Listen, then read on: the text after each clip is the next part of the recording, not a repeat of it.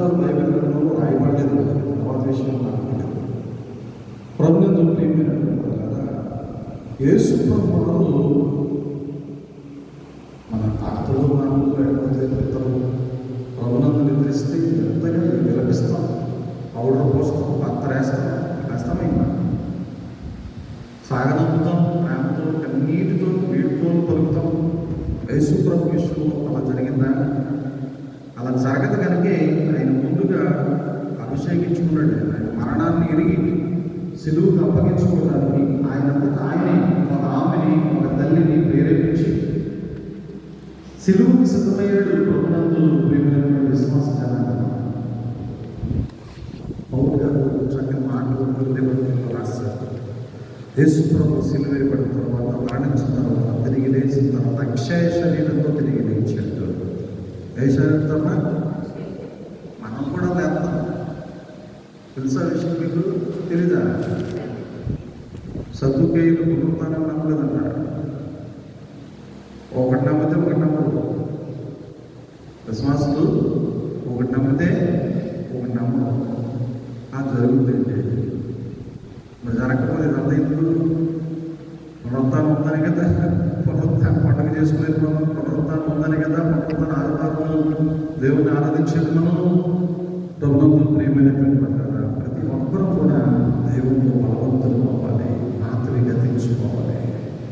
క్రైస్తవుడు అంటే ఒక నూతన సృష్టి అండి. మీకు అర్థమయ్యేలా చెప్పాలంటే, నాకు దేవుడిచ్చిన తలంపు ఏంటంటే, ఒక నూతనమైన సృష్టి క్రైస్తవుడు. ఎందుకంటే అంతకుముందు అతను పాపం చేసేవాడు, లేకపోతే జగ్గేలాగా దొంగగా లబ్ధి నాశించేవాడు, కాబట్టి లేకపోతే ఇతర పాపాలలో తను బ్రతికేవాడు. తను మారిపోయాడు. నూతన సృష్టి అంటే ఏంటమ్మా? నూతన సృష్టి అని చెప్పినప్పుడు పెద్దోడు వయసులో పెద్దోడు కొంతమందికి అర్థం కాదు. అందుకని అర్థమయ్యేలాగా వాడుక భాషలో ట్రాన్స్లేట్ చేస్తారు. నూతన సృష్టి అంటే మార్పు చెందినవాడు.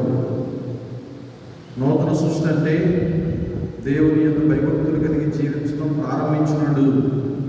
దేవుని మాటే శాసనం, దేవుని యొక్క ఆలోచనే తన యొక్క జీవనం, దేవుని యొక్క క్రమమే ఆయనకి జీవితం అన్నట్టుగా ఉండేవాడు క్రైస్తవుడు. అనగా మార్పు చెందినటువంటి వాడు, మారు మనసు పొందినటువంటి వాడు, తనలో ఏ విధమైన ప్రాచీన స్వభావం లేనటువంటి వాడు, ఏ అతిశయాలకు తావు లేనటువంటి వాడు, ఏ ఆడంబరాలకు అతను నిలయం కానటువంటి వాడు.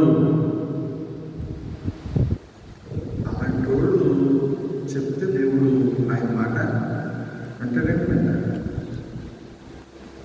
దేవుడు మన మాట వినాలంటే ప్రార్థన చేస్తాం కదంటే, ఏడుతో చేస్తాం. నిజంగా అవుతుందో ఏడుపు, లేకపోతే అది అలవాటైపోతుందో తెలియదు. ఒకసారి మా చిన్నప్పుడు మా పెప్పరొత్తుల మీద తాగేసి బాగా ఒక అతను అన్ని రైతులు కాదు రక్షాతొక్కి అంది నేడుతో ఉండేవాడు. నైట్ రోడ్డు మీద బస్సులు దారిలో కూర్చొని ఆడు నేలకి తల కొట్టేసుకుని, చేతులు కొట్టేసుకుని, వెచ్చలు పెడతానంగా ఏదో విపత్తు జరిగిపోయినట్టు ఏడ్చేవాడు. ప్రతి మధ్యాహ్నం మా తాతయ్య గారు నన్ను టిఫిన్ చేయడం తీసుకెళ్ళేవాడు అనమాట. ప్రతి మధ్యాహ్నం టిఫిన్, ప్రతి తెల్లవారుజాము 5 గంటలకి టిఫిన్. అప్పుడు అవి చూస్తూ ఉంటే వికారం వచ్చేసింది, ఏడుపు వచ్చేసి భయం వేసిపోయి చిన్నపిల్లడు ఎలా ఉంటుంది ఎడుతూ ఉంటే భయం ఎత్తదైదా. అందరూనేమో నవ్వుకునేవారు, నాకేమో లోపల భయం వేసిపోయేది. మా తాతయ్య ఏంటి అతను అలా ఏడుస్తున్నాడండి, ఏం కాదురా మరి తాగేసి అంటే తాగుతాడు ఏంటో తెలీదు, ఏం తాగడో తెలీదు, తాగితే ఏమవుతుందో తెలీదు. నాకు ఆ వయసులో అర్థం కాదు కదా కొన్ని మాటలు చిన్నపిల్లలకి, 5-6 సంవత్సరాల వయసులో. అలా యాదృచ్ఛికంగా ప్రార్థన చేసేవాళ్ళు, ఏడ్చి ప్రార్థన చేసేవాళ్ళు ఉన్నారు. పై ఏడుపు మనసు నుంచి వచ్చింది కాదు. దైవ చిత్తానుసారమైన లక్షణాత్మకమైన మార్పులను అన్నిసార్లు ఏడ్చినా మారలేదంటే మీరు దైవ చిత్తానుసారమైన ముఖము లేదు. ఏం కావాలి మారాలంటే మనుషులు మనం మానాలంటే ఏం కావాలన్నా దైవ చిత్తానుసారమైన దుఃఖము రక్షణాత్మకమైన మారు మనసుకు నడిపిస్తుంది. కబడ్డీ పోటీలు కాదు, ఇవి వాలీబాల్ పోటీలు అంతకంటే కాదు. పోటీలు అయ్యి పోరాటం, పోటీలు కాదు పోరాటం. ఏం పోరాటం? ఆత్మీయ పోరాటం. ఎదిగే వారిని ఎదగనివ్వదు సమాజం, బ్రతికే వారిని బ్రతకనివ్వదు సహవాసం, ప్రార్థించే వారిని ప్రార్థించనివ్వదు, దేవుడితో సహవాసం చేసే వారిని సహవాసం చేయను. మరియను యేసుప్రభు ఎందుకు అభిషేకించావు? ఎవరిని అడిగి అభిషేకించావు? ఈ సోమనంత ఎందుకు పాడు చేసావు అంటుందా లేదా సమాజం? మేము మాట్లాడి దేవుని మాట్లా మరియను తప్పుపడుతుంది. తన తప్పేదో తను తెలుసుకోవట్లేదు. తప్పు తెలిసి వచ్చేసరికి ప్రాణం మీదకి వచ్చింది. ఎవరికి? ఇస్కరియోతు యూదాకి. తప్పు తెలిసి వచ్చేసరికి ప్రాణం మీదకి వచ్చింది. అప్పుడు కూడా తప్పు ఒప్పుకోదా? ప్రభువా, శిలువ దగ్గరకు వచ్చి నేను తప్పు చేశానయ్యా అన్నాడా? ఎవరు వచ్చారు దగ్గరికి? నీ కొరకు నేను మరణిస్తానని వాగ్దానం తీసుకున్నాడే బందిపోడు దొంగ బరబ్బా వచ్చాడు. బరబ్బా ఈయన ఫ్రెండ్సే, వీళ్ళిద్దరు తోడుగా ప్రభునందు ప్రియమైనటువంటి వాళ్ళ, దేవునితో మనం ఉన్నామన్న పేరుకున్నాం కానీ నిజమైనటువంటి క్రీస్తు వారిగా మనము లేకపోవడం మూలంగా మన స్థితిని దేవుడు మార్చలేకపోతున్నాడు. మన స్థుతి దేవుని సన్నిధికి చేరకపోవడం వల్ల మనము ఎక్కడ వేసిన బొమ్మలి అక్కడే ఉంది అన్నట్టుగా లోక జ్ఞానం దేవునికి అవసరం లేదు. లోక జ్ఞాని ఏమైందో ఈ లోక శాస్త్రి బుడబొక్కలు కబుర్లు చెప్పేవాడు మాట దేవుడు ఎక్కడ ఏంటంటే భయభక్తులు కలిగినటువంటి వారి మాటలే దేవుడు విన్నాడా? యోధా మాట దేవుడు విన్నాడా? ఆయన ఇష్టం వచ్చిన మాట్లాడాడు. ఆయన సమాధానం చెప్పాడా లేదా? ఎందుకయ్యా నా భూస్థాపన కార్యక్రమం నిమిత్తం ఆమె నన్ను అభిషేకిస్తుంది.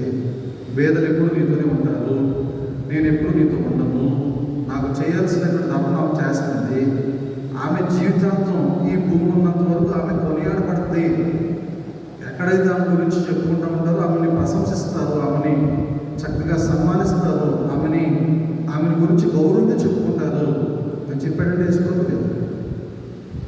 దేవుడిని ప్రేమించాడు, విస్తారమైన పాపాలు చేసుకున్నాడట. విస్తారంగా దేవుణ్ణి ప్రేమిస్తారు కదా. దేవుణ్ణి ప్రేమించే వాళ్ళు విస్తారమైన పాపాలు చేసిన వాళ్ళు ప్రేమిస్తారు. ఇందాక చెప్పాను కదా మాస్టర్ గారి గురించి. ఆయనకి ఏం తెలియదేమో కదా, ఏం చేయలేదేమో కదా, చేయకుండా ఉండడానికి మనిషే కదా, చేయకుండా ఉన్నాడని నేను అనుకోను. అయితే ప్రభుత్వం ప్రియమైనటువంటి వాళ్ళు డ్రామేటెడ్ క్రిస్టియన్స్ అంటే నటనా సార్వభౌమం. మేము గొప్పోళ్ళు, మేము గొప్ప వంశంలో చూసాం, మేము చాలా పెద్ద పేరు చెట్టు పేరు చెప్పి ఏమనుకున్నారంటే చెట్టు పేరు చెప్పి కాయలు అనుకునేవాళ్ళు. అలా పొడబొక్కలేసరే కనుక దేవుని మాటల ప్రకారంగా మనం ఏం చెప్తున్నామో అది చెయ్యాలి.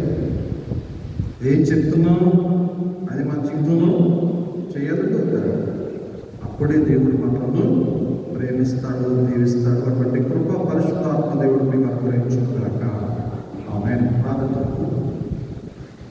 సకల ఆశీర్వాదాలకు కారణం